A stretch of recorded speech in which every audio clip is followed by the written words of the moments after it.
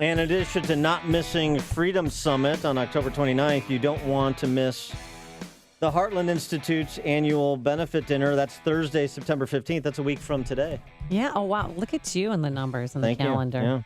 Yeah. I've been to it many times. It's always a great evening, and Heartland Institute does great work in advance of free minds and free markets. And you can call for tickets, 312-377-4000, or you can go online to heartland.org. Again, 6 to 9 at the Cotillion in Palatine on Thursday, September 15th. And the keynote speaker will be one of my favorite authors for a long time. Yeah, I don't want to make him feel old, but going all the way back to my formative years as an undergraduate. Oh, okay. He is PJ Aurora, columnist at the Weekly Standard and noted humorist. PJ, thanks for joining us again. Appreciate it.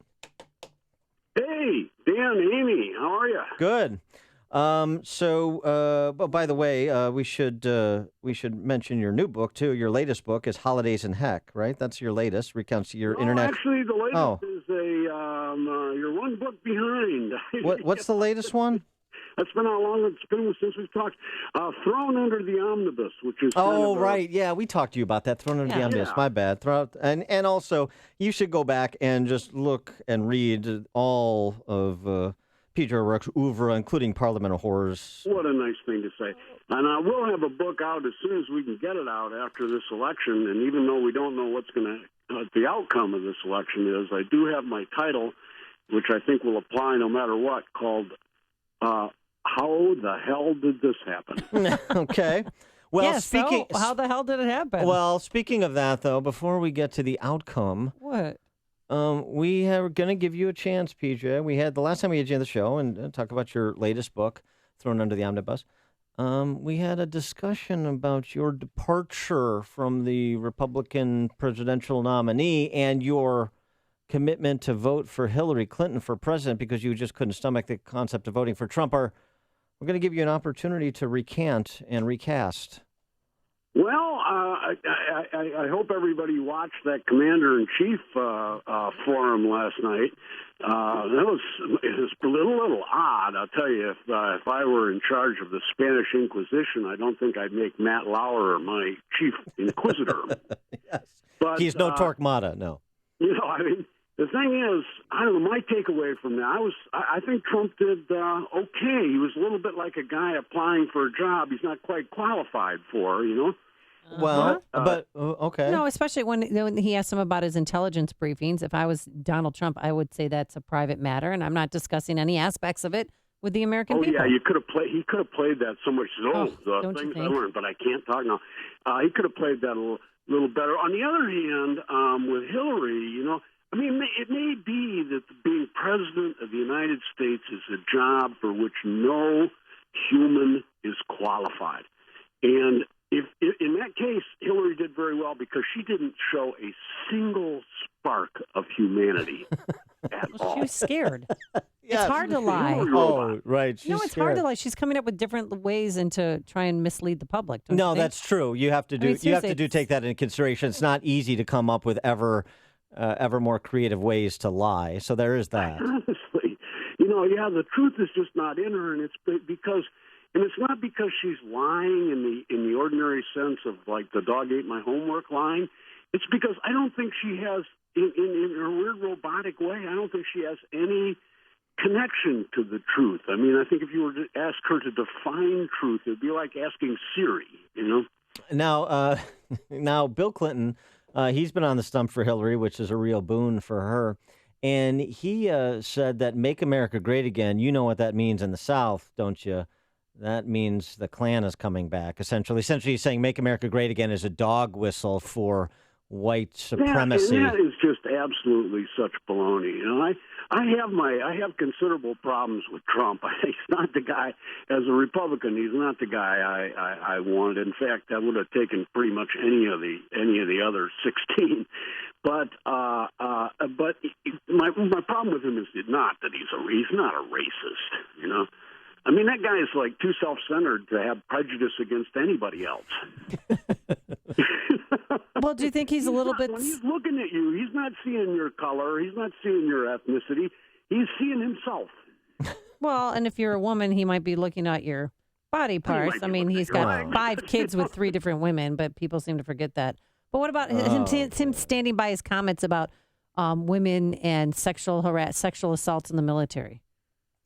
Well, I couldn't quite parse what he was saying there, as is, of course, usual with presidential candidates.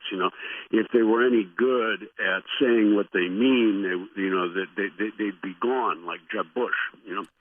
I mean, they have to be good at being fuzzy. I don't know what he meant. I mean, is it I don't know. I've covered the U.S. military a lot. It has not been my personal experience that having men and women work together in the military, even right down to combat lines, is much of a problem in of itself. Sure, you get situations, but a lot of those situations are back at the base where men and women in the military would be mixing anyway. Well, what about the policy speeches Trump has given over the last several weeks that have been scripted? So he's clearly got advisors around him that know what they're talking about and helping to put together these speeches that he has offered on immigration and on military readiness. So does that inspire any more confidence in what kind of administration a Trump administration would be, that that he does have some people around him that clearly know what they're talking about and are assisting? Well, he is showing a certain amount of common sense. I got to hand it to him to that. It still comes down to how do we end up choosing a president where, I mean, basically, better choice would have been a random member of your bowling league. At least we would have gotten the big Lebowski. The Big Lebowski, sure, the dude. Yeah, you could have had the dude as president. The dude abides. No, but so do I sense that you're moving a little bit, at least maybe into the neutrality camp, and you're not going to cross that Maginot line into the darkness of the Clinton camp? Yeah, well, I was making a dark joke with endorsing Hillary, but I'm still not sure. I'm not sure what, in my heart of hearts, what I would like to do is vote for Gary Johnson and Bill Weld.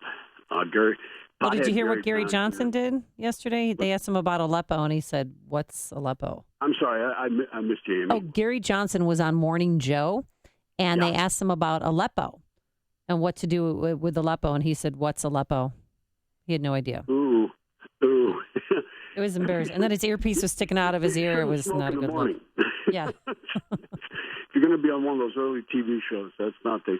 Yeah, Gary, Pothead Gary, and Bill likes a little drink now and then. I call him the token tipple ticket. The token tipple. I like that. They should actually use that. Should. I mean, especially after MSNBC appearance. That would be a good one. I mean, years a year. The poor libertarians. I'm a libertarian through and through, but the poor capital L libertarians. Here they have like 2 of the most disliked presidential candidates in the history of dislikable presidential candidates, which is long and wide. And what are we hearing from them? Yeah. I mean, they have had more money than libertarians normally get because of what you just described, and so they've got some commercials and stuff. But when you say what is Aleppo, that kind of turns to undercut. They are getting. I just saw Ed Crane, the guy that founded Cato, just sent out an email. He noted that libertarian candidates are getting across all 50 states. They're getting like 13% support, which is huge for libertarians.